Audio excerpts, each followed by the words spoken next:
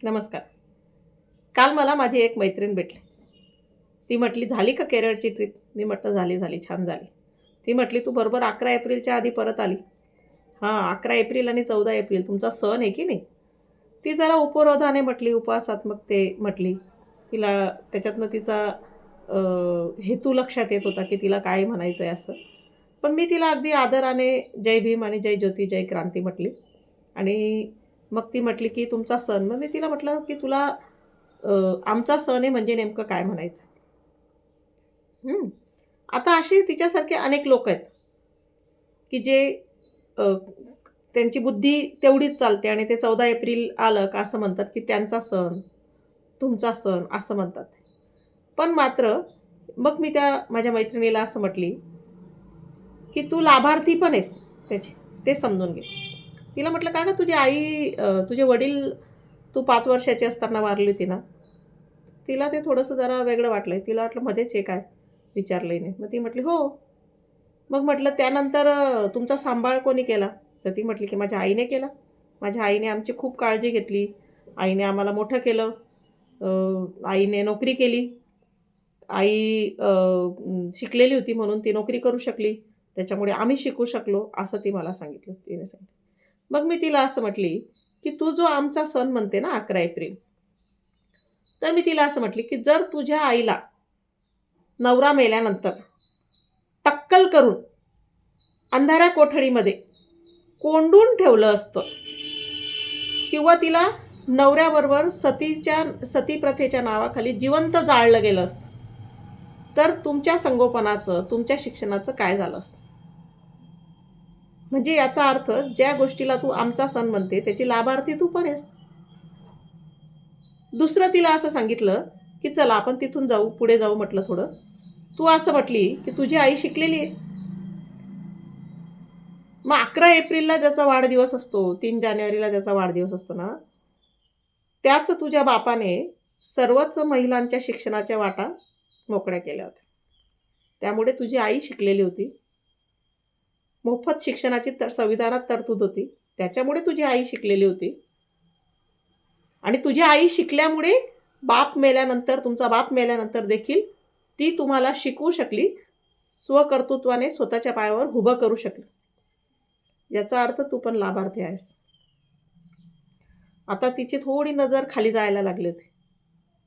कारण खरं आपल्याला सहन होत नाही. पण मात्र अनेक वेळा माफ केल्यानंतर पण तिचा तसाच सूर असल्यामुळे मला तिला योग्य काय, अयोग्य काय ते सांगणं गरजेचं असतं. मग तिला राग आला तरी ठीक आणि नाही आला तरी मला काही त्याच्याशी फार हे नाही. कदाचित ती पण हा व्हिडिओ ऐकत असेल. हं. मग पुढचा प्रश्न मी तिला असं सांगितलं, की "तू सेकंड मॅरेज केलं?" हं. आपल्या धर्मानुसार नवरा चांगला असो, वाईट असो, जसाही असो तो देव असतो.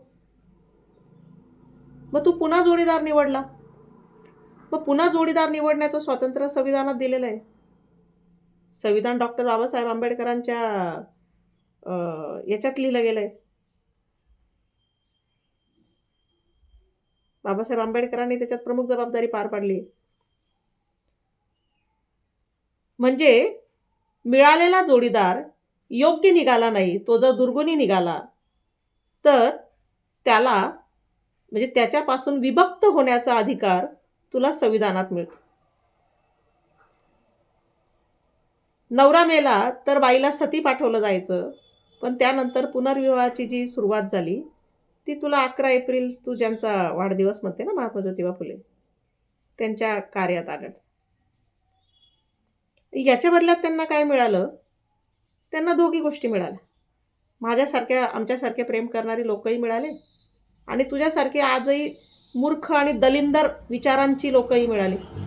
ती पण आहेत, की जी आजही 11 एप्रिल आणि 14 एप्रिल त्यांचा सण म्हणून निर्लज्जपणे इतरांना बोलत असतात, हिणवत असतात. तर मी तिला असं म्हटली, की "हो, 11 एप्रिल आणि 14 एप्रिल आमचा सण आहे. कारण आम्ही कृतज्ञ आहोत. त्यांनी केलेल्या कार्यामुळे आज आमच्या जगण्यात जो आनंद आहे, त्या आनंदाबद्दल आम्ही त्यांच्या कामाप्रती कृतज्ञ आहोत आणि ते काम पुढे नेण्यासाठी आम्ही कृतिशील आहोत." हे तू पण लक्षात ठेव. किमान कृतज्ञता जोपासता नाही आली तरी चालेल, पण मात्र इतक्या वाईट स्तराला नको जाऊ. शिकलेली आहेस, तुझ्या डोक्यातले जळमटं काढ. आज तू जे काही नवरा चुकीचा, ज्या वेळेला तुझ्या आयुष्यात चुकीचा जोडीदार आला, तर त्याला नाकारून तू जे कोर्टात गेली, त्याच्याकडून जे काही तुझे हक्क अधिकार मिळवले, त्याच्यानंतर तू जे काही पुन्हा लग्न करू शकली, पुन्हा तू नोकरी करू शकली, तू उंबरठ्याच्या बाहेर पडू शकते, तर याचे सगळे उपकार ह्या 11 एप्रिल आणि 14 एप्रिलमध्ये दडलेले आहेत. तू लाभार्थी आहेस हे विसरू नकोस. हे आपण सगळेच जण लक्षात ठेवूया. महात्मा फुले, डॉक्टर बाबासाहेब आंबेडकर यांच्या विचारांचे लाभार्थी आपण सगळेच आहोत, आणि महिला म्हणून विशेष सगळेच. त्याच्यामुळे त्यांचा सण आणि आमचा सण असं तुमच्याही डोक्यात येत असेल तर ही घाण बाजूला करा, आणि आपण सगळे मिळून 11 एप्रिल काल होता आणि 14 एप्रिल या दोन्ही महामानवांच्या जयंतीनिमित्ताने किमान आपल्याला त्यांच्या विचारांनी काय पुढे पाऊल टाकता येतं त्याचा विचार करूया, पुढे जाऊया. पुन्हा एकदा क्रांतिकारी जय भीम, जय ज्योती, जय क्रांती.